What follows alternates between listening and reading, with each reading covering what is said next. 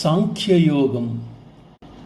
భగవానుడు అర్జునునితో ఇలా అంటున్నాడు: యదా తే మోహకలిలం బుద్ధిర్వ్యతితరిష్యతి తదా గంతాసి నిర్వేదం శ్రోతవ్యస్య శ్రుతస్య చ.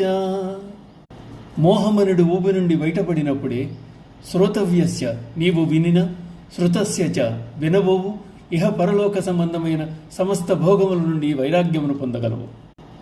జీవుల హృదయాల్లో మోహము, అజ్ఞానము, మాయ అనే మురికి ఊబి వలె పేరుకుంది. అడ్డముగా ఉన్న ఈ మోహాన్ని దాటితే గాని పరమాత్మను చేరలేరు.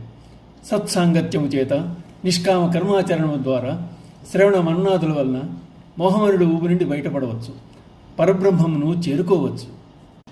అలా బుద్ధి అజ్ఞాన మాలిన్యాన్ని వదిలించుకుని ఆయన సన్నిధిని ఎప్పుడు సాధిస్తుందో అప్పుడు శ్రవణ ధ్యానాదులతో కూడా పనిలేదు. ఆత్మ భగవంతుని అందే రమిస్తూ ఉంటుంది. ఇది ఆత్మానుభూతిని పొందిన వారి స్థితి. సాధకులు మాత్రం అట్టి లక్ష్యం సాధించే వరకు శ్రవణ మన్నాదులు చేయవలసిందే.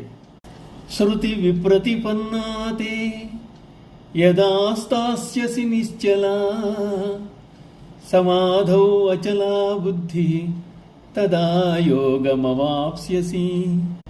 అర్జున, నానా విధములైన మాటలను వినడం చేత అయోమయానికి గురి అయిన నీ బుద్ధి పరమాత్మయందు నిశ్చలముగా స్థిరముగా ఉన్నప్పుడే నీవు ఈ యోగమును పొందగలవు, పరమాత్మతో సంయోగం ఏర్పడగలదు. వేదములలో కర్మకాండ ఎందలి పూర్వభాగమున యజ్ఞయాగాదులు చేయటం వలన కలుగు ఫలితములను గురించి చెప్పబడింది.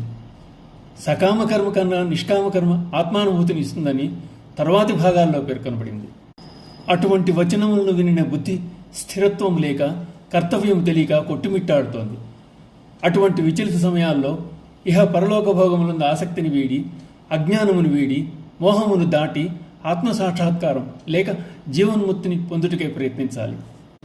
సూది యొక్క బెజ్జమునందు దారము ఎక్కించే విధమున బుద్ధి ఆత్మను చేరు శిక్షణ ఇయ్యాలి.